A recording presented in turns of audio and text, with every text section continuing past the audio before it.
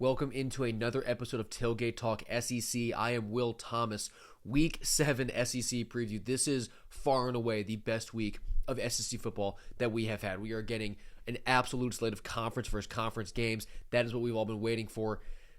Guys, this game goes 6 deep with games that could be just absolute classics. And then, of course, you have Ole Miss's game. So we'll get to Ole Miss first and then get into the other 6 that I think all eyes need to be on at the same time. If you can find a way to really divert your attention, get a bit of a quad box going.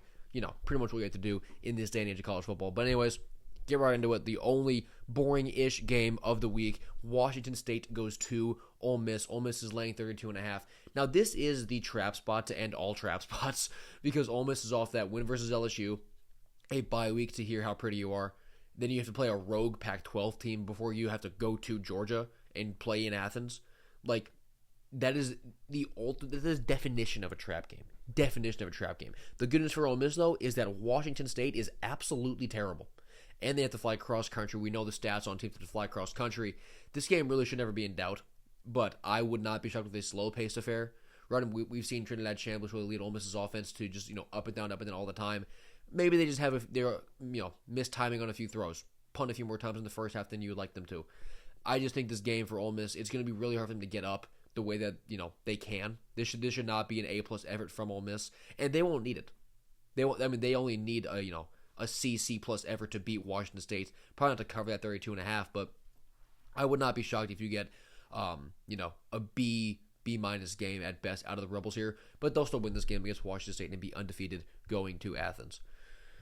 On to the big ones now, bigger ones. We're starting in Neyland. Arkansas at Tennessee. Tennessee's favored by 11.5. It is Bobby Petrino time once again for the Arkansas Razorbacks. But here's where I don't think Petrino can do very much, and that is when Tennessee is throwing the ball around on Arkansas this weekend. I think Tennessee is going to be able to throw the ball at will. Arkansas's defense has very bad grades in passing success rate and explosive plays, and I've been critical of Aguilar at times, really because of his consistency, the interceptions he seems to throw every single game, but I've never once doubted his ability to still throw for 330 yards and 3 touchdowns, and I think he easily does that again this week for Tennessee. And my biggest question really is, how inspired is Arkansas?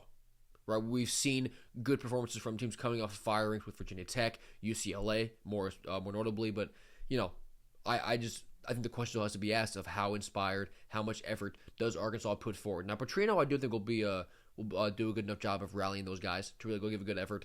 Because Arkansas's talent profile offensively is really not a concern, but their ability to take care of the ball and not blow opportunities has been. We've seen in their games against Ole Miss and Memphis just fumbling the ball, literally fumbling the game away in the fourth quarter twice. They just can't quite take care of the ball. They can't execute. They can't close. And I think this will be a pretty good environment in Neyland. So it's going to be even harder for Arkansas to execute all those plays on the road. And Tennessee is still banged up at corner, so I do think Arkansas will be able to find a bit of a groove, but just not really be able to keep up with Tennessee and what their offense is going to do. I've got this game like 42-20 for Tennessee. I've got a pretty high-scoring game where Tennessee just goes up and down the field. They never really get stopped. I'd be shocked if Tennessee punts twice in this game. So give me Tennessee to really put on a show offensively at home. Let's go to Baton Rouge. South Carolina at LSU. LSU favored by 9.5 right now. Both teams are coming off a bye, and both teams need it bad. Carolina is 1-2 in the SEC. LSU is just 1-1. I mean, this game is a big trajectory game for both teams, right? Because if Carolina, I think going 9-3 this season. I had them making a run at Atlanta. 1-3 in college football to open up. That is going to kill you. Obviously, they just have not looked like the team that I thought they were going to be. For LSU, defensively, it's been great. Offense has just been horrible for the Tigers, and they're 1-1 in SEC play. If they drop this game at home, you're 1-2. You probably fall out of the polls, and it could get really bad for Brian Kelly and the Tigers. But this game really comes down to, can South Carolina run the ball? Because the Gamecocks have a bad success rate in passing downs, and LSU defense is great with pass rate success and defensive back havoc. So if Carolina is they need to be able to run the ball with guys like Roswell Faison, Auguste, Lenore Sellers, they need to be ahead of the chains and sort of lean on this LSU defense that has been leaning on everybody else all season. And for LSU, can their offense do something? Please can it do something? Because this running game for LSU is really, really bad. The good news for the Tigers, though, is that last week we saw the Florida Gators come out of a bye with their quarterback that had been banged up. They played great offensively at home. Great showing, a confidence-inspiring game. Can LSU do the same thing? Nussmeier's been dealing with an abdominal strain. We've seen that affect his throws a lot. There's been not a lot of conviction, not a lot of confidence on his throws. Does an extra week off get Nussmeier healthy? Does it get some more confidence going with that whole unit? And do we see LSU's offense sort of unlock something that they haven't had? I think that's going to happen. LSU's offense is just too talented. There are too many great players on that side of the ball for this unit to be down all year. And I do think Carolina will also come out with a good offensive game plan. But LSU's defense, I think, is just too good. I think their offense does find a bit of an extra gear. I'm not saying they're going to be elite, but they should be good to pretty good, right? So I got LSU winning this one, probably covering. I'll probably take them up to -10. So give me the Tigers in this game. Next up, we're going to the Plains. Georgia at Auburn. Georgia is a 3.5-point favorite right now. Auburn is coming off of an absolutely massive bye week for that team. This is incredible timing for them to get a week off. Back-to-back road losses against Oklahoma and A&M. You just kind of get to sit at home. You get to deal with it. You get to sort of fester in all that negativity and get ready for a big rivalry game. Now, Georgia's defense, they do not really let you run the ball, and Auburn needs to, because they can pass it kind of, but they can't throw it away. They can't throw it around the way that Alabama did to beat Georgia in Athens. They just can't. So Auburn needs to be able to run the ball much more consistently, much more explosively than Alabama did if they want to also take down the Bulldogs. And Georgia has shown flashes of explosives in the passing game, but not really near enough to say that they can do it consistently. Georgia's going to try and make this really a war, a slower game with fewer possessions. That seems to be, to me, where this game is headed. And I think that we should get a pretty good showing out of Jordan-Hare Stadium. I do believe in buildings. I really do. I do believe that stadiums and environments swing games more than, just saying home field advantage. And Saban said Jordan-Hare is haunted. I do believe that. And for Auburn, they needed to be haunted this weekend because this is what I'm calling a train game for Auburn. If you win, you can recalibrate a little bit. You get your first SEC win. You can sort of stay on track and keep moving. If they lose this game, you're 3-3 overall, 0-3 in the SEC, and this can go off the rails. Train game. I think I made that up. I hope no one else beat me to that. But for Auburn, this is such a, pendulum game is the other way to say it. But, the implications of this game for Auburn are massive.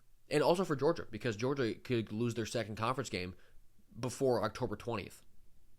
That is unheard of. We would never have expected Georgia to lose 2 conference games this early in the year, but it's possible if Auburn comes out and is able to run the ball pretty well. I do think the spot is big. It's a big-time spot, and Auburn hasn't really shown me that they can come through in big spots yet under Hugh Freeze. That said, I'm going to go Tigers because this is not like a Georgia-Auburn game of years past where Georgia is head and shoulders above Auburn talent-wise. That's just not the case. I think these teams are relatively even talent-wise because of the parity we have in the SEC. I think you let Jordan-Hare swing the game by a few points. I think you let Jackson Arnold in that running game. I think they're able to get a little comfortable, maybe not be totally explosive, but comfortable enough to where Auburn can help control the game and sort of be in this slow tug-of-war game with Georgia. Like 24-20 Auburn. I'm riding with Auburn. I think Hugh Freeze gets a signature win. It is a program, a season-changing win for the Tigers. They get a big one, and Georgia drops their second game in the SEC already. Now let's go to College Station. Florida at Texas A&M. A&M favored by 7.5 right now. Gators have to hit the road after a big win against Texas at home, and A&M gets to just go back to their houses and come back on Saturday after bleeding Mississippi State to death. In this game, I do like Florida's defense versus Marcel Reed a good bit because Reed he's looked explosive in the passing game, and he's very mobile. His consistency and accuracy has not been great. They just haven't. And Florida's defense has looked really good against every quarterback they've played. So I do like that matchup. But where A&M does have the advantage offensively is their running backs because their running backs are a similar caliber to that of Texas, but A&M's O-line is leaps and bounds better than Texas's. So I think that A&M will have better success running the ball on Florida than Texas did. But the Gators, to win this game, they need to get the Aggies behind the sticks. A&M has a bad success rate in passing downs, and Reed hasn't been very accurate. Aggies could hit a few explosives in the passing game. We've seen that. Marcel Reed throwing to Mario Craver and Casey Concepcion. They can take the top off you and change the game with one big pass. And at home, at night in College Station, all it takes is one big post. One big seam shot to totally flip a game on its head for the home team. And my biggest question for Florida, did that offense really turn a corner over the bye week? Like how much of a change did we get? Because I don't believe it was a total fluke what they did to Texas. I do believe they improved in those 14 days. But is that performance repeatable, especially on the road, at College Station, at night? And will DJ Lagway still only have one leg? After I think it was the second drive in the Texas game, his right leg was shot. Like, he couldn't move. Now, I do believe to a certain extent that actually helped him because it made him stay in the pocket. It took away an element of thinking about, I got to get out of the pocket and run and create. It just helped him stay there and make throws. But you still want your quarterback to have both your feet. Regardless, you want your quarterback to have both of his feet working. So I still have questions about Lagway's health, which is such a rinse and repeat take from really his entire career at Florida. And for the Gators, I think this is the hardest game left on their schedule. Because for me, the situation here going to Kyle Field at night is harder than getting Georgia at 3:30 on a neutral field. And A&M, the talent is there. For me, this is Florida's hardest game left on their schedule. So if they go and win this game, you look at the rest of your schedule if you're Florida, and at this point you can confidently say, we have turned a corner, we are playing door potential right now, we are on fire. And then every game is winnable from that point. If you lose this game, you're sort of back to earth. You're like, okay, we beat Texas at home, but what are we really? This is a massive game for Florida because you win this game, you're 3-3. You've only got one conference loss still in a conference that's wide open, and every game on your schedule is easier than games you've already won. I am not saying Florida goes 9-3, but I'm saying that's the mentality in that locker room if they do win this game. And for the Aggies, this is a game that we've seen them lose for the past few years. Right? You lose a game when you're a home favorite that you shouldn't. That sort of takes some steam off of your team, lose some momentum. This is a big win for Elko and the Aggies to prove that they've really turned that corner, and they're no longer going to be this team that's stuck in 8-4. They can really go compete for the SEC championship and a playoff spot. I think this game is going to be very, very close. I'm leaning A&M by like a field goal right now because I think Florida has taken a big step, but doing it in Kyle Field at night is a much different challenge than doing it at home. So for that reason, give me A&M close. Close. This will be a close game. We just got two more left. Let's go to Como, Alabama at Missouri. This line opened up Bama minus 5.5. It is down to 2.5 as of Wednesday morning when I am recording this. Missouri is coming off a bye, and Bama is coming off of what is now an emotional game against Vanderbilt. And before that, the game at Georgia. Missouri's home field advantage is slept on. I think that could be a legitimate factor in this game. Now, it is an 11 a.m. kick, local, so that crowd might not have, full yells in them yet. But if they don't, their defense will. And Missouri's defensive havoc rates are incredible. 25.4% of snaps total, 15.2% from their front seven, and 10.2% from their DBs, which are all great marks. When Alabama looked as bad as they did offensively on the road in Tallahassee, it's because FSU was causing havoc and not letting them get comfortable pretty much ever. So could Missouri do the exact same thing and bring Ty Simpson back down to earth? Because he's been playing awesome. He's been playing really awesome. But the other side of that is that Missouri's defense, they cause havoc, but they're also susceptible to explosives. They're a go big or go home defense. So can Ty Simpson be quick? Can he be sharp? Can he be efficient? And pick apart a Missouri defense that wants to be aggressive? Can he use that aggressiveness against Missouri's defense? Because Bama has some serious success uncorking the offense, slinging it around. All right, we've seen that. Ty Simpson to these receivers has been very explosive, been very effective after that week one showing at FSU. But Zion Young and Damon Wilson II, coming off the edge for Missouri on the defensive line, they both rank at the top of the conference in pressures. These two guys are so good at getting to the quarterback. So can they get to Ty before we can even get the ball off to A.J. Bernard, a Ryan Williams, Isaiah Horton, all that? I don't think Bama can run the ball very effectively still. Jan Miller looked better against Vanderbilt, but as a team, I'm still not sold on their running game yet. So because of that, I do think that Missouri's pass rushers are going to be able to tee off. Ty will get his. Those receivers for Bama will get his. So is Missouri's defense.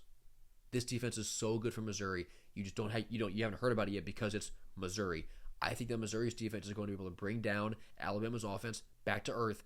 Give me the Tigers to get a landmark win at home and announce themselves as a playoff contender and an SEC championship contender this season. Final game that we're previewing of the week is the Red River Shootout. That is probably not going to be a shootout this year, but don't care. Texas favored by 1.5. I thought this line, because it was at 3, I thought this line was telling us that Mateer was out.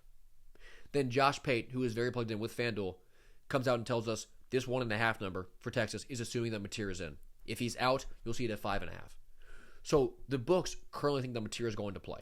And there's tons of gamesmanship going on right now in Norman with Venables, with their whole team disguising. They're practicing inside. They don't want you to know what's going on. So we don't know. The books generally do. Right, so I think there's enough reason to be confident that Mateer is going to go out there and give it a go. How healthy will he be? Will he be 100% with that throwing hand? We don't know. But that's not even my biggest question of the game. My biggest question is, what does Oklahoma's defensive line do to Texas' OL and Arch? And should I warn my younger brother to not watch it? Because this Texas O-line is so bad. They're so bad because Florida's D-line had underperformed all year. They had the guys, right? They had the guys on paper, but that D-line hadn't done anything. Then they sacked Arch 6 times, had him moving around in the pocket, dominated that front. Oklahoma's front seven has already been consistently awesome. They're going to absolutely ravage this Texas front unless something magically clicks for the Longhorns in this past week since being in Gainesville. Offensively, regardless of if it's Mateer or Hawkins or half of a Mateer, whatever it is, they need to focus on the run game, does Oklahoma, because they did a decent job focusing on it against Kent State, but it was just okay. And this obviously is not Kent State they're going against. Texas's defense is, it rivals Oklahoma's, right, talent-wise. These are two awesome defensive units. I'm very excited for this game, even without Mateer. I really am, because, it's the Red River. I hyped up Oklahoma all year. I love them to win this game. It's scary if it is Michael Hawkins for me, as an Oklahoma believer and a Oklahoma picker. But I do believe the line still being this tight, because even if Mateer is out, right, we're still under a touchdown. I think that tells you what you need to know about what Oklahoma's front is going to be able to do to Texas. Give me Oklahoma like 21-14. I think this game goes under the 42.5 total. Imagine preseason I told you that this Oklahoma-Texas game was going to have a total of 42.5 and the under would look good. It's an unbelievable shift, but I like Oklahoma to win in a low-scoring, one-score game. Give me Oklahoma to stay 6-0, go undefeated, and Texas to fall to 3-3, which I did predict in the preseason. I had that down. But those are all of the Week 7 SEC games that we had to preview this week. I am fired up for this weekend of football. This is my first weekend home in 2 weeks. I'll be on the couch actually watching all of this football, and I am so excited for it. I'm so excited. But thank you guys so much for tuning in to this episode of Tailgate Talk SEC. I have been Will Thomas, and let's get ready for an awesome week of SEC football.